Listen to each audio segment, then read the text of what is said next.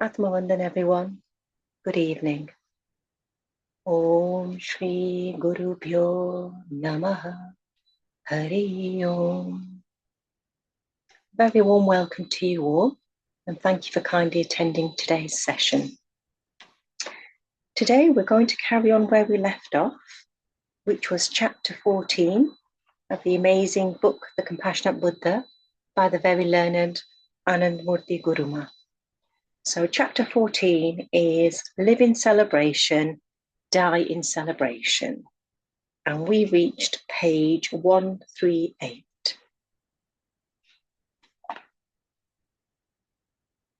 Although there are people who can't let go of even old, worthless things, one 80-year-old gentleman has still kept his childhood tricycle. He says how he can let go of his first cycle. I asked him, if he can't give up his first cycle, how would he give up his body then? He said, that is what I'm trying to figure out, how to prevent my death. Can you give me some advice, as I know sages have so many remedies? What is death? It is no big deal, really. Neither do I know, nor do I recognize this entity called death. I have found the right path, and I happily run along it. I recollect the dialogue that took place between Alexander and Diogenes. Diogenes was a mystic who always lived nude, and it is not difficult to understand the reason why some sages would live naked. They would live in isolation, far away from any civilization, living amongst the trees and animals. So where is the question of covering your body? From whom and for whom? Incidentally, there was a woman sage in Kashmir called Laldaye. Hindus would call her Laleshwari. She stayed naked all her life. Once a fakir went to meet her and said that she, being a woman, should cover up her body. She replied, when I don't have any shroud, any veil from my Lord, why should I bother covering up his children? In the era of King Janak, there was another spiritual female mystic called Gargi, who lived nude. Once she walked into the court held by King Janak. There was a discussion occurring between all the learned scholars. All of them lowered their eyes when they saw the naked Gargi. Seeing their response, Gargi said, I had thought I was entering a court full of scholars, but instead I find this court is full of people dealing with hides, as all you can see is my skin. And I had come to participate in the scholastic discussions. Then Rishi Yagna-Walka commenced his discussion with Gargi. The Rishi would answer her questions and Gargi would answer his questions. Then Gargi started asking such perplexing questions from the Rishi that he was unable to answer them. This infuriated him and he stood up in anger saying, Shut up, old woman, or else you will end up with a cracked skull. The scholastic discussion of the highest spiritual realm was brought down to the level of a debate between a man and a woman. Gargi walked away without retorting or passing any remarks, because answering a fool is akin to revealing one's own foolishness. Likewise, Diogenes too stayed nude. All Diogenes owned was a small vessel, and some time later he gave up even on that. Why bother to carry even that when one could use their hands to drink water? He had a strong and healthy body, but naturally living in healthy natural surroundings nurtured him well. When Alexander saw him, Diogenes was lying on the ground with his eyes closed. Alexander, being an emperor, was expecting Diogenes to get up and acknowledge his presence with reverence. But Diogenes did no such thing. This infuriated Alexander, who brandished his sword, saying that wasn't Diogenes afraid to be killed for his misdemeanor. Diogenes calmly replied, Go ahead, if you so wish. Let me too see what death is like. for my wisdom says that death can't touch me. This statement further incensed Alexander, and he thundered, "Don't you know who I am?" In reply, Diogenes gathered a fistful of mud in his hand and blew it in the air, saying, "I know who you are, and you are no more than this handful of dust. So remember that death is no more than changing of your body in exchange of a new one. Death is nothing but a change of your address. When you get a transfer, don't you enjoy the feeling of having a new home, new friends, and a new job? Likewise, remember this at the time of death. And if you bear this in mind, you will be able to die peacefully, for die you will." I have received a question. The question: the fair bride sits on the bed, hair cascading over her face. Khusro, let us return home, as evening is looming on the horizon. Amir Khusro says that when the darkness falls from all directions, one should return home. You too say that Buddha asks us to regard this body as no more than a breakable mud pot. Does this mean that something as pessimistic as death alone can be a motivation to walk on the spiritual path? Isn't there something more celebratory that can stimulate the need to tread the path of spirituality, so that one performs the spiritual practices with joy and gaiety and not because of the fear of death? You quote Khusro, but don't understand him. Where is Khusro being pessimistic? He is talking about death, but has given such a beautiful analogy. He says the fair bride sits on the bed. On a lighter note, Khusro doesn't say the dark bride, so very typical of the Indian male psyche to be obsessed with fair complexion. He has given such a beautiful corollary.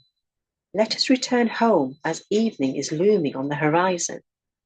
He voices this cheerfully, for how can returning home be a gloomy affair? He is referring to death, saying that let us return home.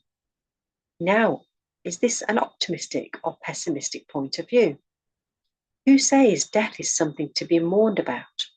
That is what I have been trying to communicate, that death is nothing but a transfer that happens from one body into another. They are foolish who cry and mourn death. 3 Zen masters were friends who lived together. Even today in China, they are revered as the 3 wise men, and their idols are kept at home as they are considered auspicious. Interestingly, one thing common to all 3 was their penchant for laughing, non-stop, boisterous, effervescent laughter. If someone seriously asked them how to meditate, they would burst out in uncontrolled laughter. For meditation was a state to be in. How could meditation be taught or learnt? If someone queried how to overcome mental agitation, the reply would be, by laughing. One would start laughing, followed by the joining in of the other 2 masters, and soon this infectious laughter would affect the questioner, and he too would join in, a laughter satsang, so to speak. One day, one of the 3 masters declared that it was time to go, and he wanted to shed his body in a spectacular way. He tied firecrackers around his body and covered it with a cloth. The other 2 masters knew what he wanted to do, and they could barely control their laughter. Needless to say, when his body was lit on the funeral pyre, it produced a spectacular display of fireworks, setting off a roaring laughter from his 2 friends. Even the people watching couldn't stop smiling. Well, how could any onlooker be sad on watching this sensational exit from the world? In some places in Rajasthan, a professional mourner, Rudali, is brought in to mourn death in a family. They wail aloud, beating their chest. What a contrast to the 2 Zen masters who laughed and celebrated the death of their friend. Who says death is to be bemoaned? Don't lament death of a sage, for he is returning home. Cry, if you will, for those ignorant ones who will wander off life after life. Why lament the death of a sage? Wail if you will for those ignorant ones who after death will keep wandering for so many more lifetimes, who will have to take so many more births, and moreover, no one knows in which form, human or otherwise. On the contrary, after death, a sage is essentially returning home. Hence, death of a sage is a celebratory event. Feasts are organized, feeding delicious food to scores of people, and alms are given out. In Haridwar, holy city of India, any time a sadhu dies, a beautiful funeral procession is organized. The body is seated on a chair and tied down with a rope. The forehead is adorned with a bright tilak, garland of flowers around the neck, body covered by a cloth, and the face exposed, for one covers only what one is ashamed of. With the chanting of Lord Ram's name, accompanied by music of drum beats and cymbals, the procession reaches the banks of River Ganga, and either the body is glided into the river water or burnt on a pyre. Who says death is a bleak event? Truth is, those who regard death as a negative, they live their lives too despairingly. Since I have heard that dying is living, I have wrapped my head in a shroud and eagerly await the arrival of my assassin. I am inviting death to come kill me. Let me see what this death is, as it no longer evokes any fear in me. Death is a celebration, but only to the one for whom life is a celebration. Never be fearful of death. You must have seen young children tightly holding on to their tattered dolls and teddy bears. The dolls are worn out with bald head and dirty clothes, yet the child holds the dolls close to her chest, refusing to let go. When the child grows up, the coveted toy changes its form. Now the teddy bear gets replaced by money, home, car, spouse, children. Earlier he couldn't live without the teddy bear. Now he can't live without these objects. Why do you ask if there is anything positive that one can take as a motivation to do spiritual practice? I say, what can be more positive than death? And moreover, death is nothing but a lie. Even at this moment, so many cells are being created and so many are getting destroyed. Death is happening every moment.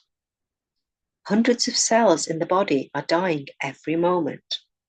Hair falls out every day, and you don't have any qualm about chopping grown nails either.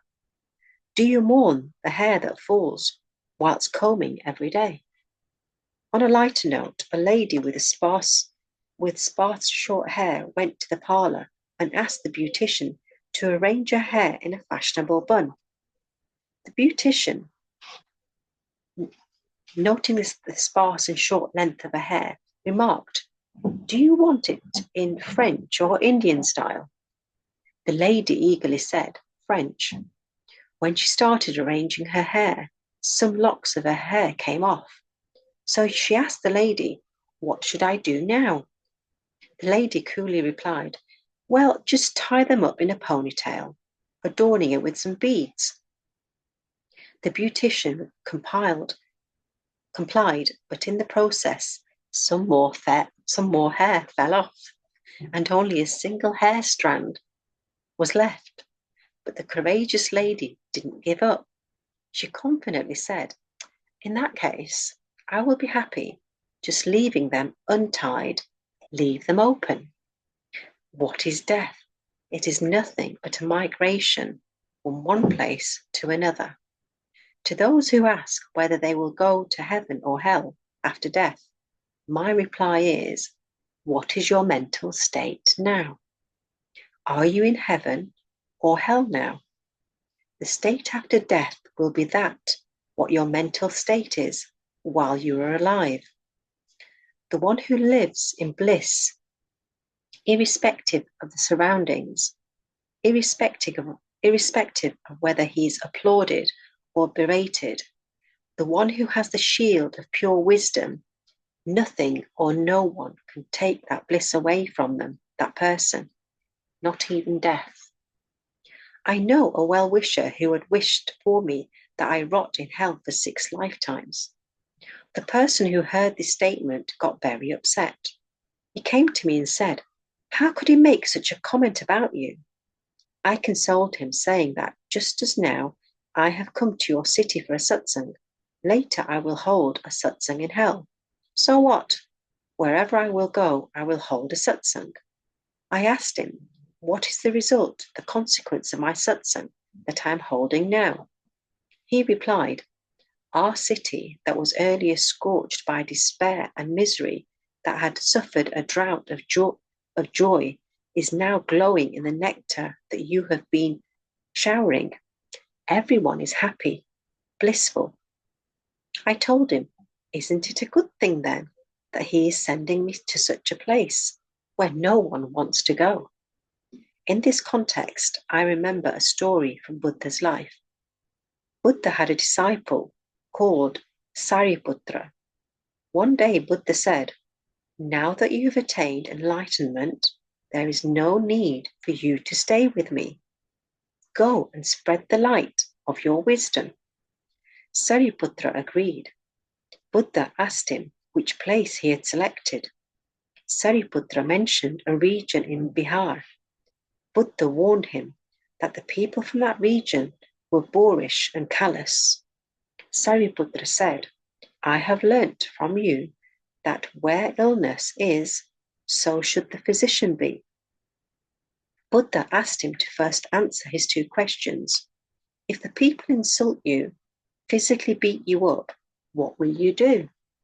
Sariputra replied, I will view the situation optimistically, regarding them as good human beings. After all, they're not killing me. Buddha continued, and what if they were to kill you? Sariputra replied, I will regard even that situation positively.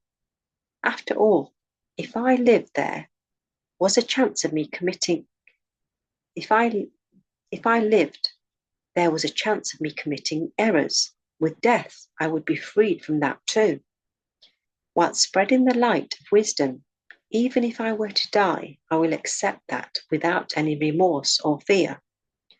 On hearing this, Buddha said, you are absolutely worthy and deserving, steadfast in your bliss, never losing your mental balance and accepting all with humility. Hence, the wish expressed for me by the said gentleman that I go to hell is in fact a good thing, because the residents of hell must be in so much pain and anguish, and no one else is willing to go there and assuage their misery. I will go there and apply a soothing balm to their unhealed wounds.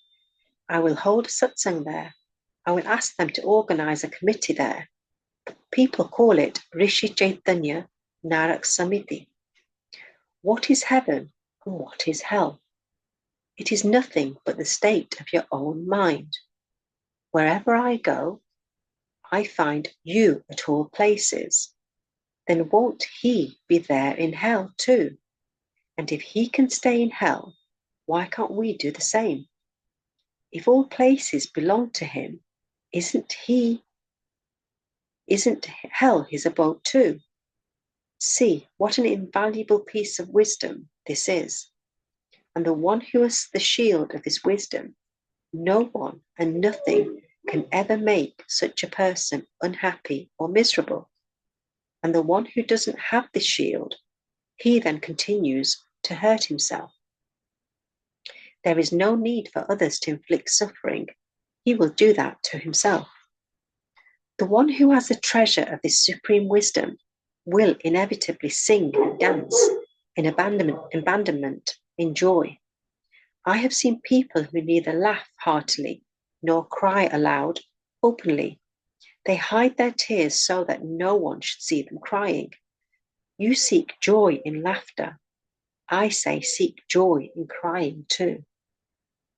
There is joy in every aspect of living, and there is joy in dying too. Abandon all fear. all worries. Give your entire burden to the Lord within, who is forever with you, never deserting you, even for a moment. Feel the divine presence in every atom within and without. Live joyfully and die fearlessly, fearlessly, fearlessly. Okay, chapter 15. The ocean in the drop. You are the upon whom you meditate. You are the whose name you chant. Keeping eyes closed, you are meditating on thee. You are his reflection, his face, you are thee. Where rain falls without cloud, makes the world green. One who relishes the greenery is thee. My master made me drink the divine wine. That bliss is thee. Bliss too is thee. You are none but the one who meditate upon. You are none but the one who nourishes, who flourishes this world, and also the one who sees all the luscious greenery created. You are none but the nectar of bliss, showered by the Master. You are that what you seek. The divinity residing within you flourishes the world and cherishes you. This refers to both the supreme consciousness that cherishes you and the other that is the form of nature. The entire prolific vegetation and greenery. Moreover, the face of the divine is none other than your own face. You are the one you meditate upon. The highest, the greatest experience anyone can have, and the pinnacle of achievement. The actual experience cannot be expressed or communicated through words, but this is the closest statement that can be made. Thou art that. You are that.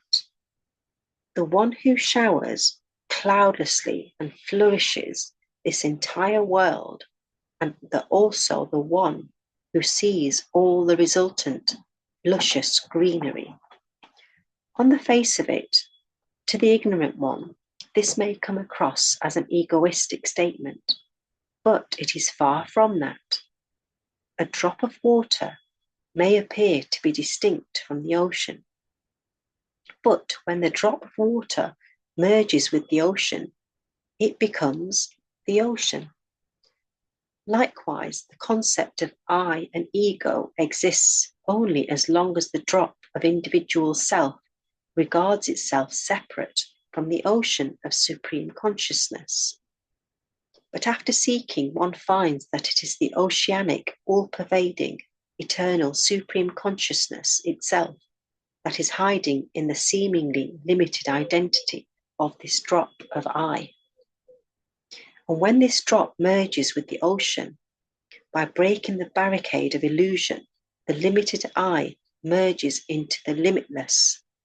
Now the drop can proclaim its identity as the ocean, if it so wishes.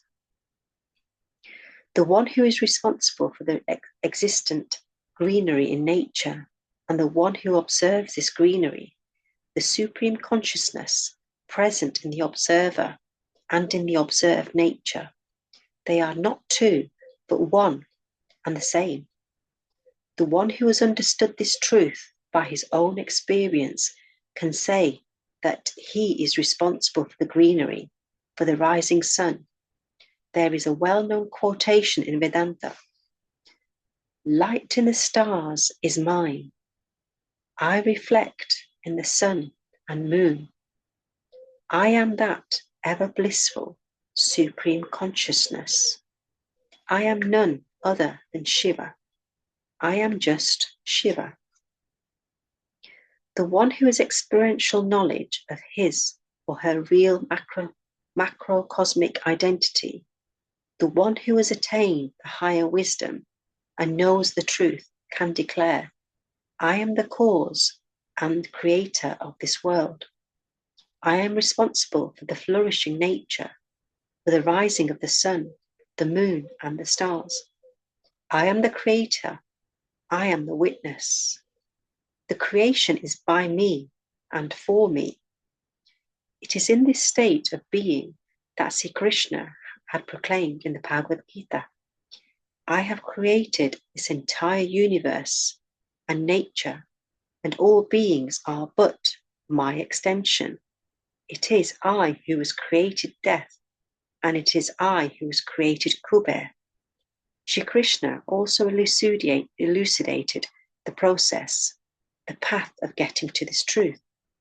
Krishna said that to experience this truth, one needs to shed the false I of a limited self. Give up the ego of an individual drop. Give up this concept of I and mine. Drop the clinging to this illusory, limited identity. You don't have to obtain anything. All you have to do is give up. The truth is already there. All you have to do is drop the lie of a limited I. God is undubitably apparent, but it is you who has covered your eyes with a veil. You don't remove the veil, hence you can't see him.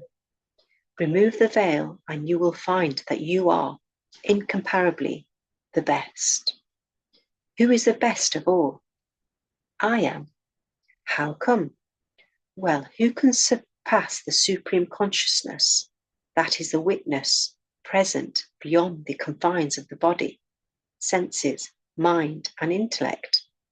You may regard this as egotism, but the fact is that this is the veritable truth that can be proclaimed from a rooftop. Just remove the veil, my dear. You will find I am the best of the best. Oh yes, I am the unique one. I am the eternal blissful truth, the quintessentially whole. But who will really understand the worth of these statements? Only the one who has a fierce, desperate hunger to experience this wisdom. Only the one who is frantically seeking to quench this dire thirst to know the truth. Only the one who is all consumed by the pressing need to emerge out of the darkness of ignorance. A person with such a single-minded absorption alone understands the worth of a master's guidance, which is priceless, invaluable on this arduous path. And it is only such an individual who wholeheartedly, unreservedly works on himself so as to acquire the eligibility of becoming a disciple, pursues the masters relentlessly so as to catch the eye of the master, to beguile, to charm the master so that the master accepts him as the disciple. And this is not an easy job. In fact, far from it. As my disciples will relate, they have gone through a grueling period of testing and scrutiny.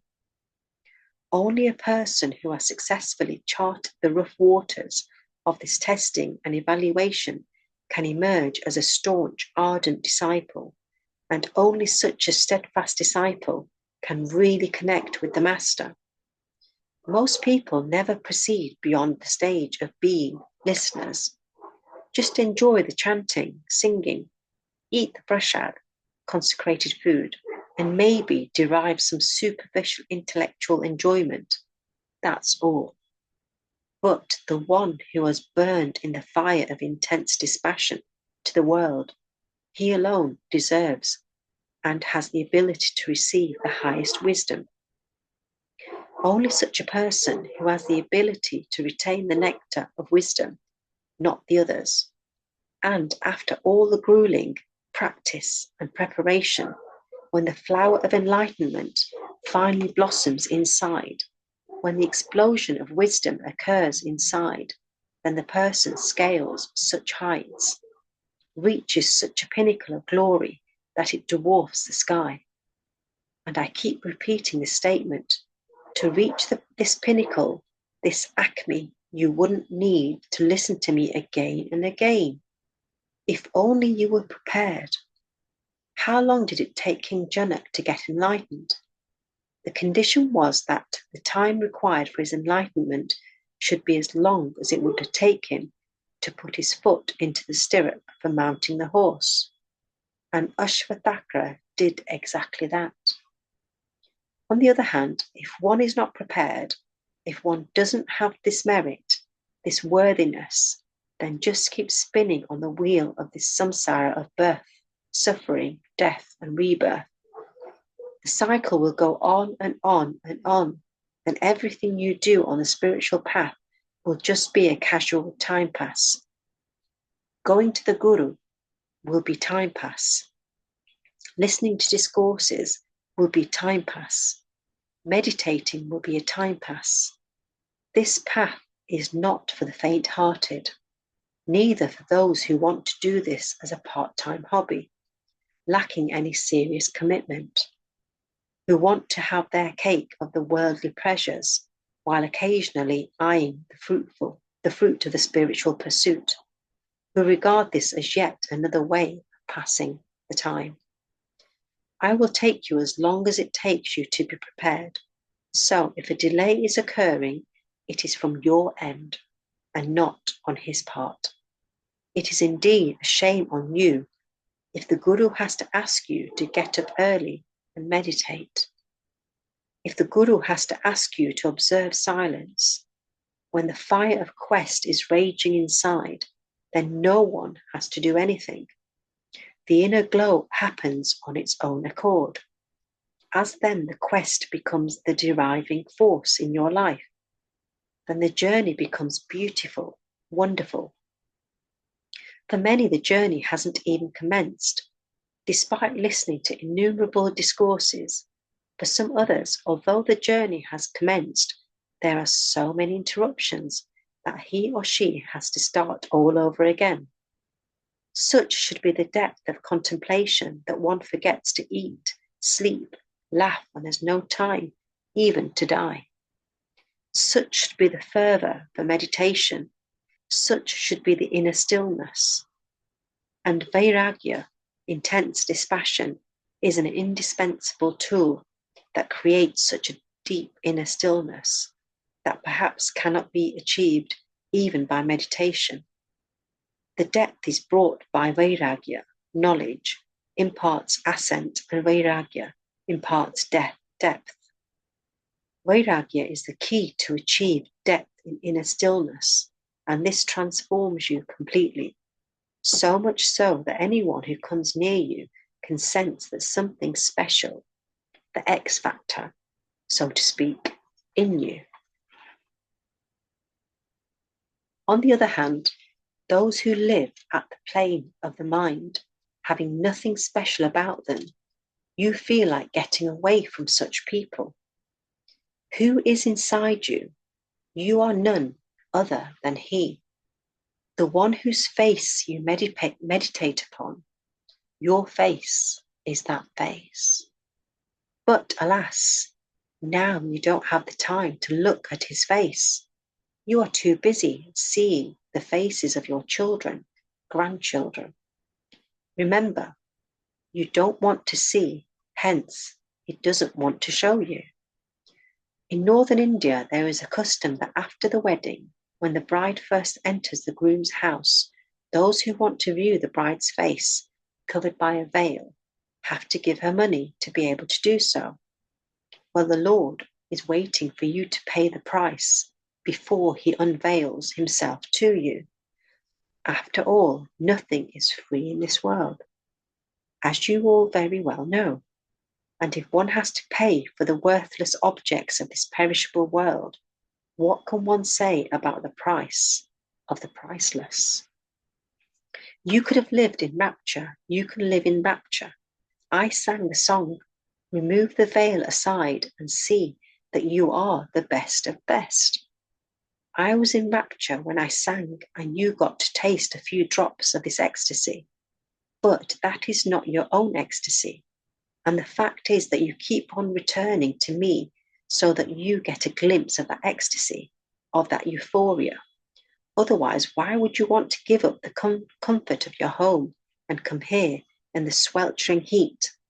But then you people are strange, for you get satisfied with a mere glimpse, little realizing that this film trailer is the grace of the Master. It is but a fleeting promo. It is, after all, his treasure. And as long as you don't obtain the treasure yourself, you will remain incomplete. Have you seen a kite flying in the sky? Will it make sense if the kite starts feeling good about itself, thinking that it's due to the kite's efforts it is soaring in the sky? Is it the kite's efforts, or is it the efforts being made by the person on the ground flying the kite? Well, when a disciple reaches this Master, the Master uses the thread of his wisdom and the disciple soars in the sky, like the kite. But due to your limited intellectual capacity, you think you have achieved all there is to be achieved. You think, when I close my eyes, I enter the state of meditation. But you don't realize that it is your Master who is giving you that experience of meditativeness. And the Master is giving you a brief taste of this nectar so as to evoke that thirst in you, which will lead you to the real deal itself, so that you can dig your own well and not keep asking for water from others. That thirst will make you self-reliant, and you will then not need any crutches to successfully tread this path, attaining the height of bliss and clarity imparted by the higher wisdom. When you become self-reliant, why not do so? See, when the son matures and becomes responsible, self-reliant, who is the happiest to see this? The father. Likewise, a guru is really jubilant the day the disciple stands on his or her own 2 feet. When you are in a state of meditativeness, your faces appear so radiant, so peaceful, and so blissful. This pleases the Master to no end. Remember, you cannot make the Master happy by gifting objects, flowers, money. If you want to make your Master happy, then dive in deep, take a deep plunge inwards, and know that your real I is no different to his I. Thank you, thank you, thank you, Babaji, Lord Buddha, Guruma. That completes the chapter today.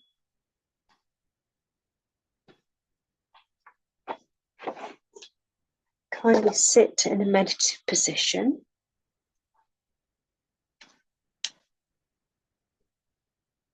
Cross your feet.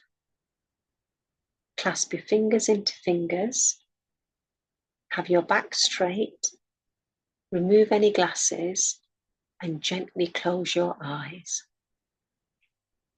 We'll take 3 nice deep breaths, and with each breath, feel your stomach expanding. And as you breathe out through your mouth. So take a nice deep breath in. Hold. Gently release through your mouth.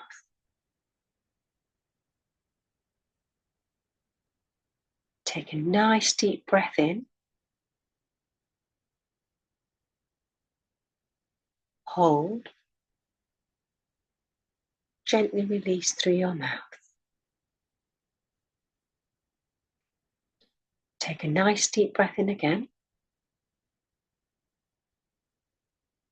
Hold. And gently release through your mouth.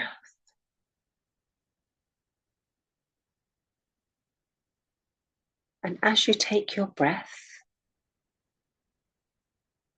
feel the cool air coming in through your nostrils, going into your lungs, going to every single cell, nerve, organ in your body. Recharging, re-energizing you. lots and lots of positivity. And as you breathe out, feel the warm air going out, being all the unwanted air, all the toxins, all the negativity being washed out through your nostrils. Focus and be in the here and now. Do not worry about the past or the future. Just focus on your breathing. Feel totally calm and relaxed. Take your attention to your feet and feel how calm they are, relaxed they are. The toes of your feet totally relaxed. Top of your foot, sole of your foot, your ankle, totally at ease. Focus on your calf muscles. Feel them totally relaxed too. Your knees, your thighs, your hip area, totally at peace. All your organs are working in sync. Your kidneys, pancreas, big intestine, small intestine, your lungs, your stomach, your heart. Everything is working in total harmony and peace. Without you even having to instruct anything to work, it just works naturally. Every breath that you take is helping all your organs to function, all your cells to be nourished. Feel your neck totally relaxed.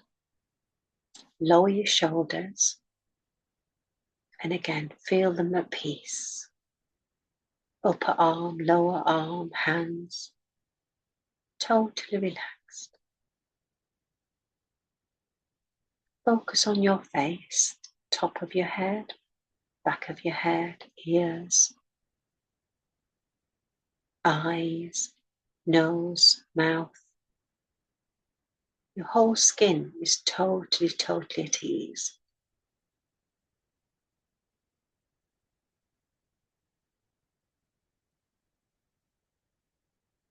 And as you experience this total peace, focus in between your eyebrows and feel yourself as a bright, shining light. Beautiful, beautiful light that you are.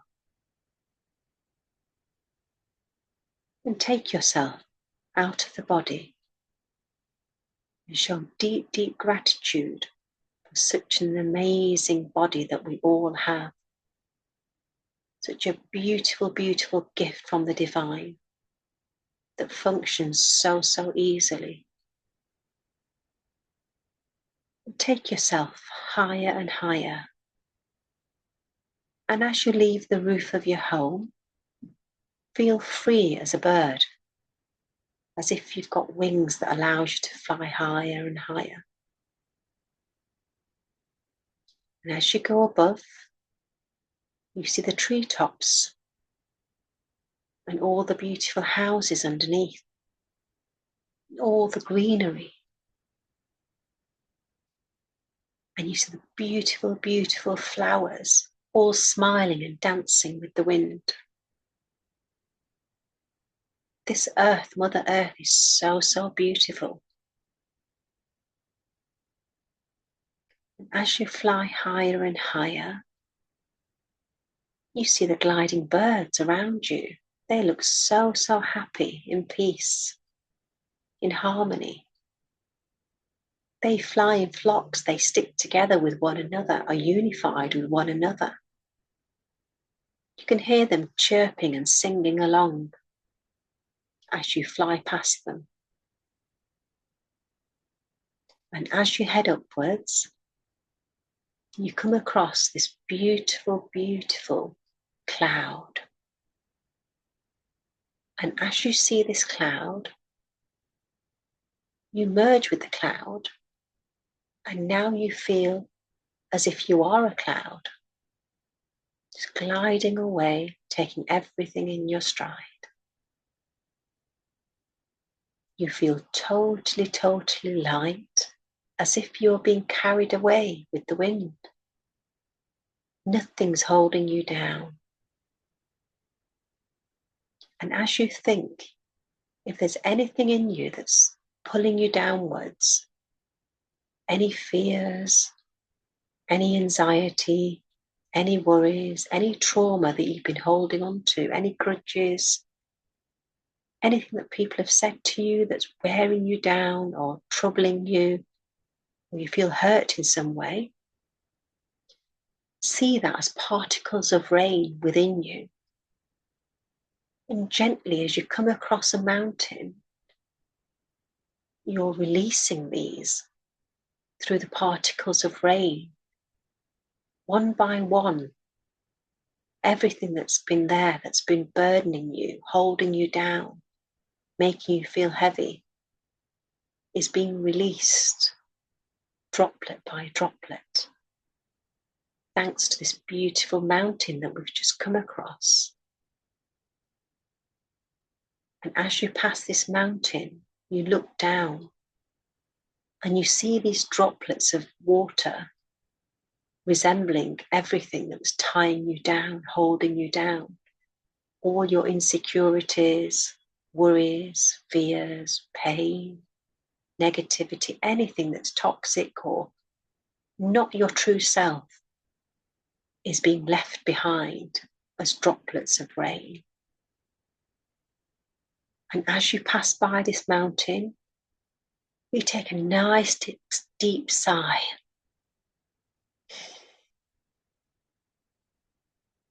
You feel totally, totally empty, at ease, at peace. You've left behind everything that was holding you back. And you are now totally in the here and now, at ease, at peace.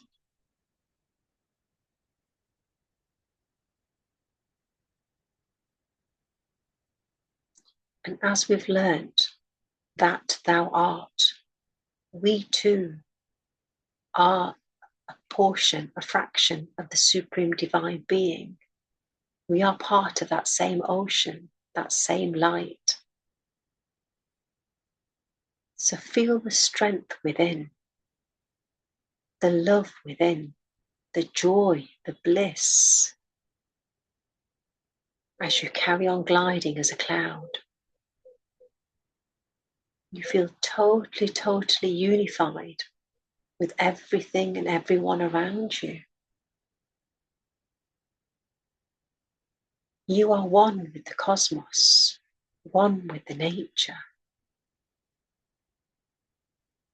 Nothing can actually tear you down or break you down anymore because you've released it all. You are free, light, just like this beautiful cloud that's now a bright, shining white colour. Previously it was dark grey and cloudy, but now that you've let go of everything that's holding you back, all your tensions have disappeared.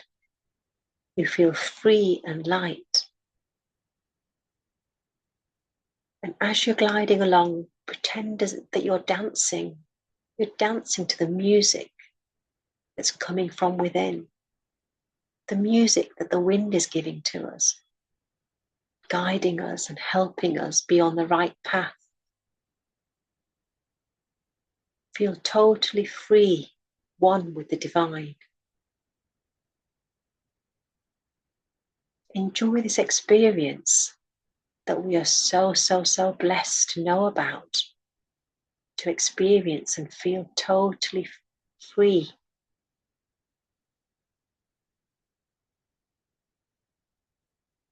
How blessed are we that we can visualize being ourselves like this beautiful cloud. No worries, no tensions, nothing's tying us down. And see the smiles on the beautiful trees, as if they're giving you a wave and saying thank you for dropping by. See the beautiful flowers, fragrant flowers, smiling at you, saying well done, and releasing everything, letting go, feeling free and one with the divine. The flowers are too dancing away, swaying in the wind. And as a cloud, nothing can stop you. You are totally free to take your decision of where you want to go, what shape you want to create, be it swirls, circles, hearts, whatever makes you happy, you can be. Taking a nice deep breath as you enjoy the beautiful, beautiful scenery around you. Feel the sun's warm rays on every single particle of you, warming you up, making you shine, the beautiful yellow glow. See the beautiful, beautiful sky around you as if it's hugging you, comforting you, blessing you. Feel connected to the Supreme Divine Being, as the Supreme Being is being very happy with us, smiling at us, thinking, well done, dear.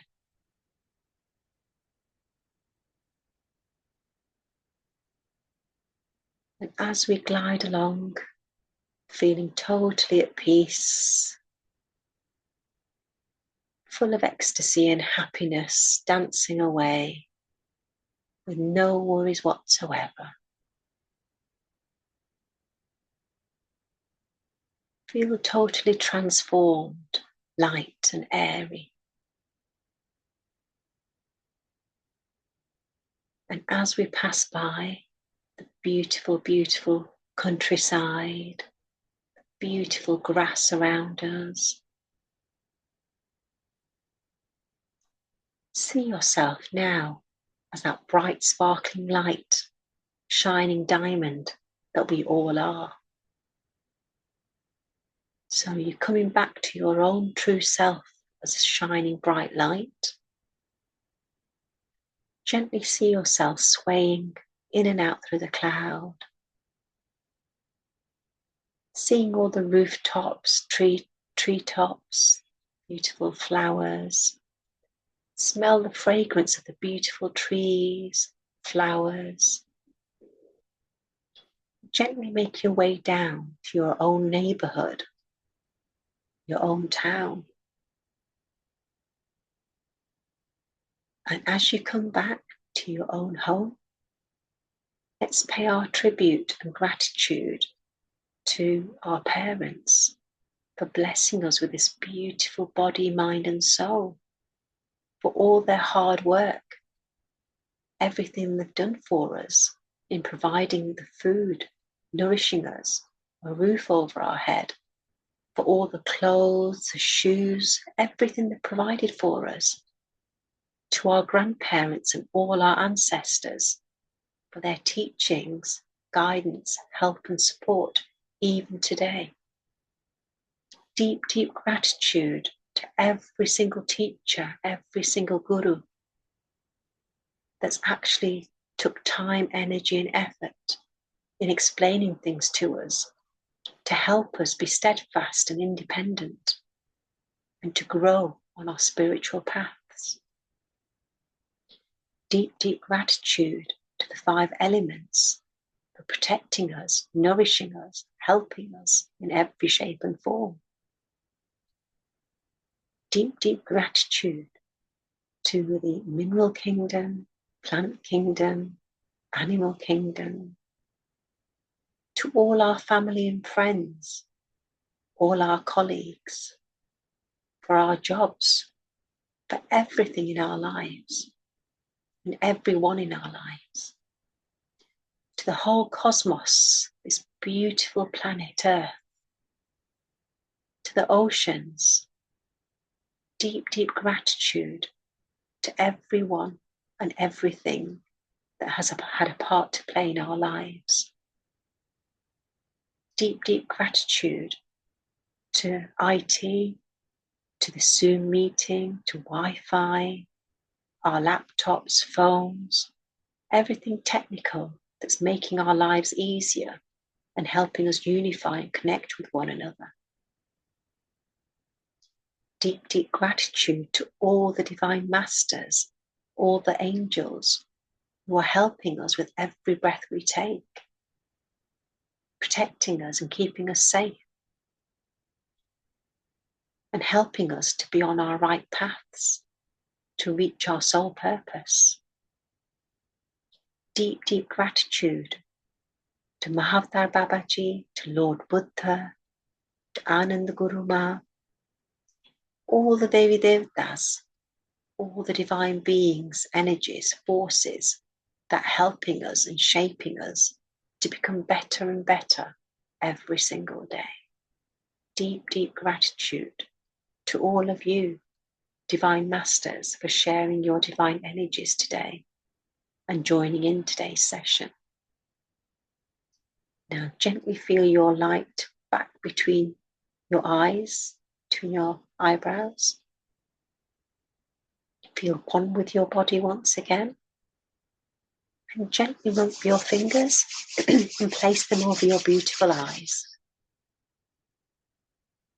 5, 4, 3, 2, 1. Gently open your eyes, but keep your eyes covered. And let your eyes absorb this beautiful, beautiful divine energy.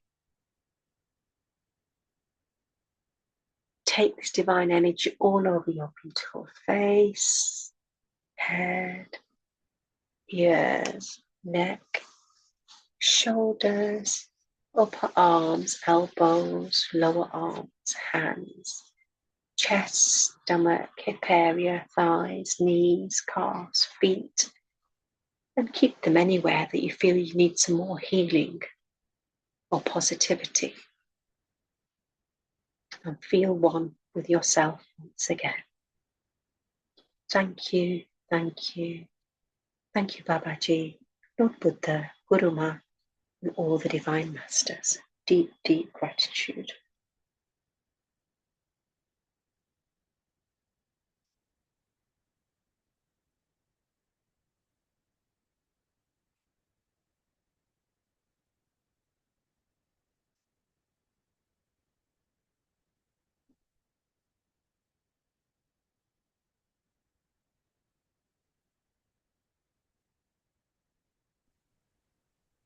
Deep, deep gratitude to you, Meena ji, for such a wonderful session.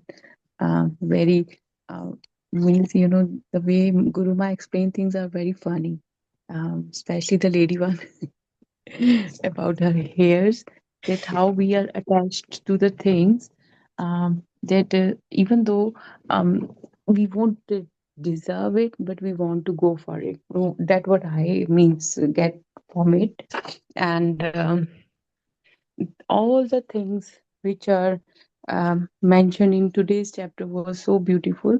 Like in the beginning, the story of the person you shared, that how we are so much attached with the materialistic things. We follow the guru, we won't follow guru's teaching, and that is the thing which hit you, that how much you are in worldly things. There are people who are not even thinking that wearing clothes is necessary.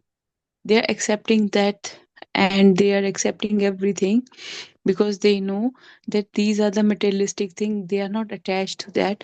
But those who don't have that eye, right? They see through these things, like why this means the so many people you mentioned, they walked nakedly, right? um they got um, uh, some kind of light within them. That's why they choose that path, and other was not aware of it. Even I remember when people I saw in the same situation what you mentioned, they were not wearing the clothes, and they were walking around like this. And it never came in my mind that time even that I have to hate them or what, but I was like, means why they are walking like this? Because being a child you don't know, no? Means but now I understand that they are not attached with, even with the clothes, Mm. even with the shelter, even with the food. They were not, because they achieved that level. And how beautifully that lady mentioned that uh, when she went to the court, that she was there for to share her part, but how other people are seeing her, they are looking towards her body, this physical body we have today, healthy body. With the time it will go grow older, and we might lose some part of our body which won't work properly the way it is working right now. But we are so attached to that that we think that if we are perfect then everyone will accept it. Where it is vice versa. If I'm not accepting my own self, no one else will accept me. Mm. And how beautiful it is that we if someone when we were in the school, we were following the proper discipline, rules and regulation. We wake up on the time, we were taking bus to the school on time, we are attending lessons on the tube, properly disciplined, right? And once you become adult, if you're going to the job is fine, but if you are at home, what is your schedule routine is the same: eating, sleeping, gossiping. If you're doing some creative work, then it is good. If you have some skills, that is good. But otherwise, if you're not doing meditation, what you're doing, you're wasting your time. Time passing. Yeah. And when you're in the meditation, don't go for the correct posture, what is right and wrong. Just connect with the energy. Things will work, means slowly you will achieve that level where your body will accept your posture. It will accept everything as it is, right? There are so many things which we deny, we won't accept it the way it is actually. How Guru Maharaj said, uh, if I'm in meditation and my mind is wandering here and there, like when you are reading, my focus is entirely on you. Doesn't matter here, there, if there is a noise, yes, I look around, but my mind is connected with you, because I know that there is something new I'm going to learn, and it is not a teaching, it is a guru's teaching. And how beautifully Guru Maharaj said that when the Guru is telling you the things, we are not giving importance to the things, because when for example, like when you go to the school, because easy examples we understand very quickly. We know when we were in the school, we have to do prayer every morning. That was our routine, because that was scheduled by the school. But am I doing the same thing in the meditation? Am I setting rules for myself to do it every day? Doesn't matter whatever happened. In the morning, so and so time I have to do. In the evening, so and so time I have to do. Or I'm just giving excuses. Mhm. Like Guruma said, wake up early in the morning. Why she is saying wake up early in the morning? Because morning time is very quiet. very quiet. And whatever you are doing in the morning, the first thing, it affects your entire day. The energy affects your entire day. You are in that zone of whatever you learned in early in the morning. Mm. And if you can't do meditation or anything, at least show gratitude. Gratitude is also a very beautiful practice, where I'm thinking that I'm abundant already. I'm not lacking in anything. The most precious thing on us is, what is most precious things is on us right now? Tell me. On us right now, the fact we're breathing, the breath that we're taking, that's Yes, priceless. right. That's Without the breath, priceless, we right? wouldn't be living. Uh, yeah. So this is the most abundant thing we all have. But still we are running behind materialistic things. Yes, do spiritual gifts are assets, but the breath is the abundance, because without breath this body won't move. Without breath, we won't realize God. Without breath, we won't realize meditation. We won't connect with energies. That is the most how this awareness come. This awareness, this wisdom. How do you get this awareness? When you connect with the Guru on a very deeper level. Yeah, otherwise, if I we ask this question to means so many people, everyone will come up with their own thing. Maybe in the past I will say something else, but when you taste something, you understand that what is the most important thing is my breath. If I'm not breathing, I can't do anything. I'm dead. Even today in the morning when we were doing Bhagavad Gita session, uh, I shared this thing few months ago. One person, he's facing so much troubles in his life. So like I am doing Reiki healing. So he asked me to do the session with him. I said okay. I did the session. And this person is where he was before the session, right? And this person is saying, do you think God is means God is there? If he is there, why I'm suffering? And I said, you know what? You can do just one thing. I can just give you one answer. Stop breathing. Stop your breath for at least for 2 minutes. And after a few seconds, he was like, I can't, Monica ji, can I breathe now? I said, look, this is the answer of your question. What you were asking me, you are not trusting in God. And if your breath is not working, you will be alive? Can you see your breath? He said, no. I said, now you understand God. He said, yes, now I understand. So there are so many things God is providing us, like fresh air, nature, water. Think about these things. When we have to build our home, we go for every detail. And Creator created this entire world for us, universe for us, or galaxies for us. How beautifully he created every single thing, and in every single thing he is even very much aware of feeding everyone, not only just me or you, to everyone. um Someone shared the message, uh, I think Asma. So true. I would like to share. Last night I joined and I fell asleep. This morning was just guided to doctor, and my BP was 172 by 100. And I give gratitude to you all and Babaji.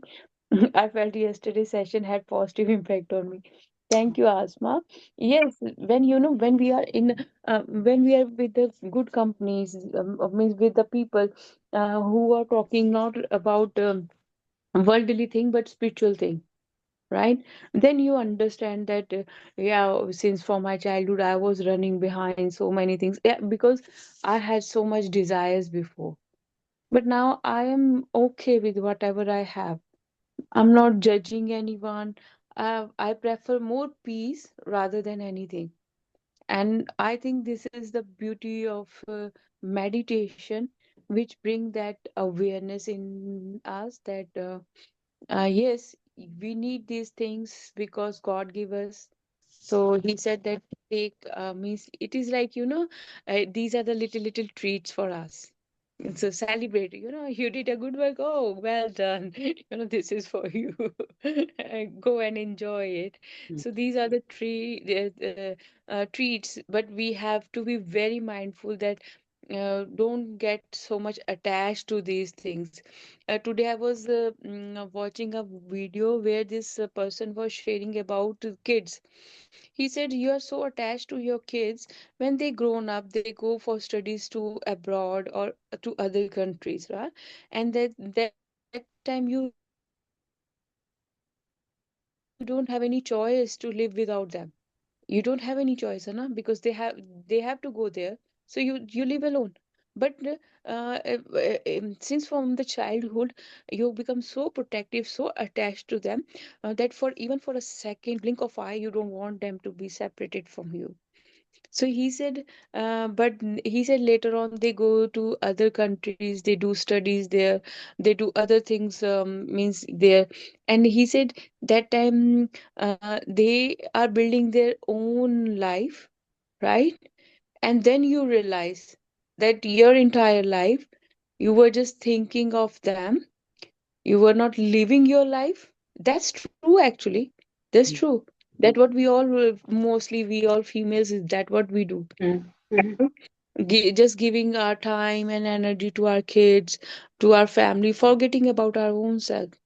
But he said that if during that process, if by side you are doing something for yourself, any kind of meditation or any kind of skills or creative ideas you have, or any hobbies you have, then he said then it is worthful, because even if they leave you, you won't feel alone because you are already occupied with something. So he said don't make yourself so empty from inside. It is also like how different people's thinking affects you differently, and it is also giving you that idea that uh, means like with my life I sometimes see that since from my childhood dad developed this habit in all of us, in all of brothers sisters, we have this habit. He was always bringing some books or something new to us, to learn something new all the time. And he makes sure that we are very busy with the things. We are not like just free now. Even in our holidays we have homework and everything, but even though dad managed to give us something to do. And now I understand. I think because he was in military, military people are very, yes, they are very strict. They are very disciplined, very organized, but they also know that in future what will help us. And he was always used to say don't watch movies, they are washing your brain. Don't watch TV serials, they are washing your brain. They are repeating the same things, they are giving you the same tea in different cups. Now I understand those things. By that time we were too young, we were not understanding. And dad, he was bringing means fairy tales books. Curiosity means which will make a child so curious about, oh, what is next. Like fantasy, we have that fantasy. So many books, and Reader Digest were very famous those days. And my dad means it was the book we must have to read. And dad asked some questions from it, and we have to give him answers. And so many things like, why I'm sharing this, uh, everyone is our guru, but how we learn it from them doesn't matter. It is your parent or it is your actual guru, but when we are in that process we won't understand. Later on we realize, oh my god, when we both attended the session here, how many things we learned that day. Mm. So many scenes came, how they express their things, everyone used their different techniques. So many things happen in at one place, but it is up to me how I am taking it. So Guru Ma, she explained so wonderfully, and means the way she explained things is also makes you laugh, and it also means the book is all about. It won't make you feel bored. It is like you become more curious. What is next? What is next? I like the example of the lady with wanting a bun. And she was, what type of bun, Indian or French? Chooses French. And then a chunk of her hair comes out. And she was, okay, just part it, do anything. And in the end, I think she probably has like one strand left. And she was, I'll just leave it loose then. So that's like acceptance, no matter what's happening around us. Just go with the We, flow and yeah. accept. And since from our childhood we are used. I heard this joke so many times, and I and we will say that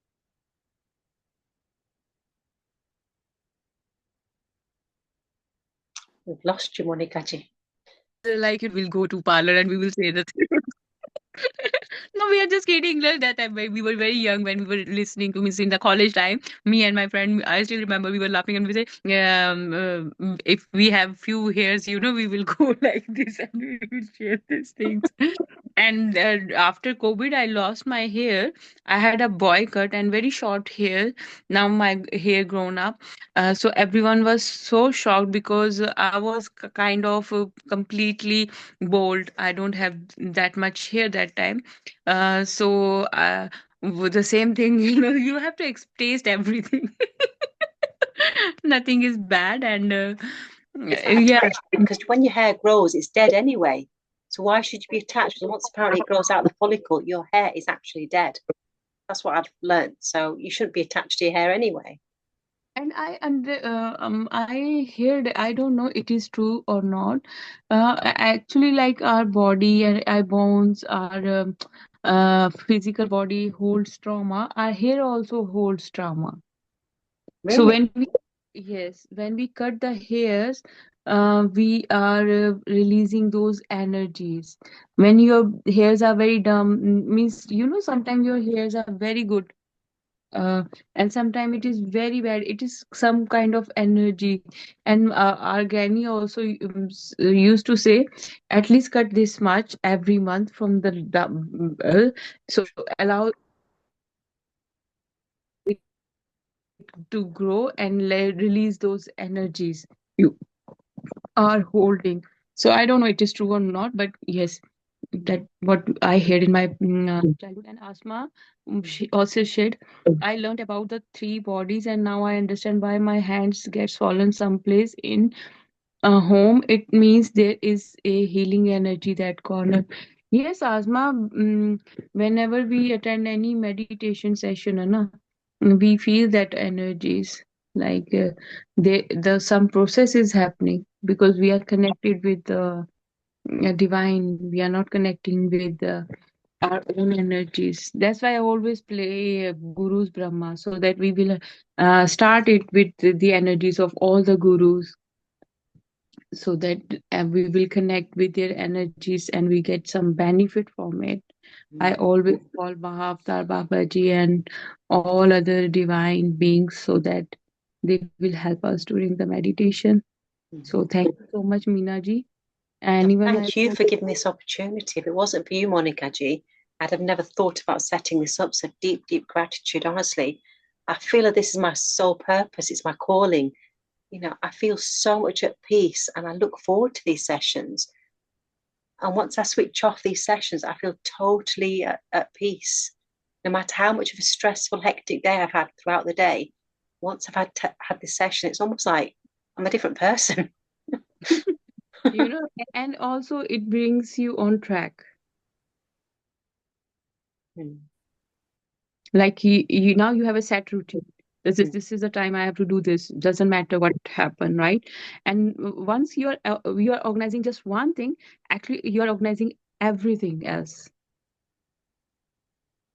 With just by setting one thing, you're setting everything for you yourself, because Now you're allowing yourself to experience something different. Yeah. That's how I am. Like when you guys say like how you're doing everyday session, because once you start it, you can't stop. Mm. Then you are like, oh, what's next? What's next? What's next? With me, like right now, Babaji. Oh yeah, soon we are going to start Hindi Unified, but I'm going to start it in the morning, not in the night, because so many master from India they want to do the Hindi one. With the English one, we already had 3 sessions, so we'll see how it goes in the future. Right now I'm focusing on the Hindi one, that what I'm the guidance I'm receiving from Babaji. And when those 2 sessions go parallel, it is little bit hard for me. My brain get confused, because last time what happened was English one start after 2 weeks of Hindi. Mm. So I already covered there, and I am 2 week behind in the English one. And Mm. when we were practicing, my brain got means Yeah. in It's a the big two ask. different zones. Yeah. So this time I'm thinking to go first with the Hindi and then with the English. But the Hindi one, we are going to take the sessions What time will it be in the every morning? day, every morning, What time? 5:30 to 6:30. 5:30 a.m. to 6:30 a.m. every morning. Mm. So once the Bhagavad Gita session's done, then I will announce the date and then we'll start with it unified. Because I don't want that we will go for a more gap. It is better to be in alignment, back on track.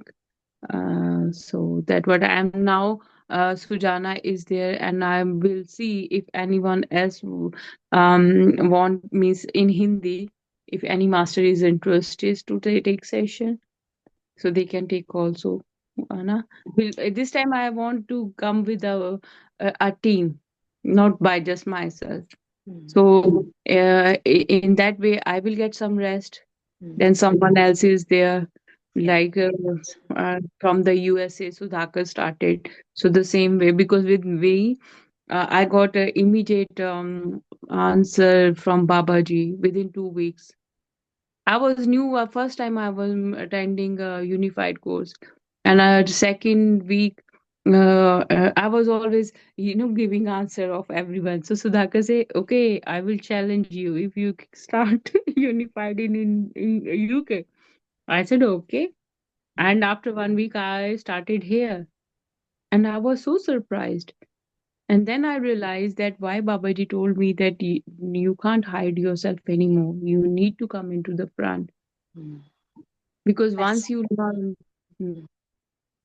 you Mm. you can't stop. You have to do it. The services to others.